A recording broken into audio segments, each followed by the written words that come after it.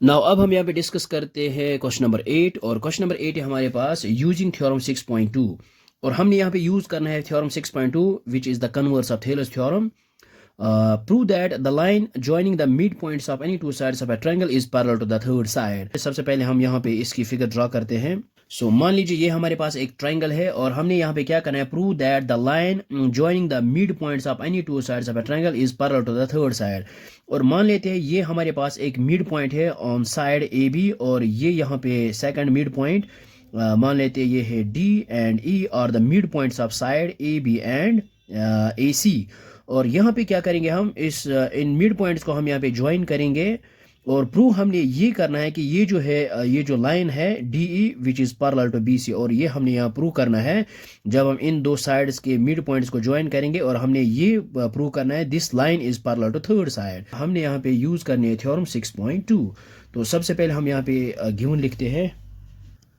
सो ये हमने यहाँ पे गिवन लिखा है. गिवन है हमारे पास a triangle ABC in which D and E are the midpoints of side AB and AC respectively. और प्रूव हमने यहाँ पे क्या करना है और हमने यहाँ पे ये प्रूव करना है DE is parallel to BC.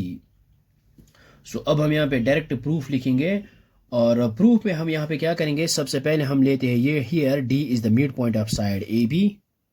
सो ये हमने यहाँ पे लिखा है D is the mid point of A B और इट मीन्स दैट जब D मिड पॉइंट है इट मीन्स दैट ये जो है ए डी आएगा बी डी के बराबर because D is mid point. तो हम यहाँ पे लिख सकते हैं therefore A D is equal to B D. और अब हम यहाँ पे क्या करेंगे, ये जो है A D as it is और इस बी डी को यहाँ पे डिवाइड करते हैं, ये आएगा B D which is equal यहाँ पे आएगा 1 और इसको यहाँ पे रखते हैं इक्वेशन फर्स्ट. नाउ अब हम यहाँ पे लेते हैं here E is the mid point of A C. So ये हमने यहाँ पे लिया है also E is the mid point of A C. E is the mid point of A C it means that A E is equal to C E. तो यहाँ पे लिख सकते हैं therefore A E is equal to C E because E is a mid point. So यहाँ पे लिख सकते हैं ए ई डिवाइड बाई इस सी को यहाँ पे डिवाइड करते हैं विच इज़ इक्वल यहाँ पे 1 आएगा और इसको यहाँ पे रखते हैं equation number second. Now from equation first and second. So ये हमने यहाँ पे लिखा है from equation first and second. So यहाँ पे है right hand sides are equal then their left hand sides are always equal. So ये आएगा हमारे पास A D divided by B D which is equal to A E divided by यहाँ पे है सी ई.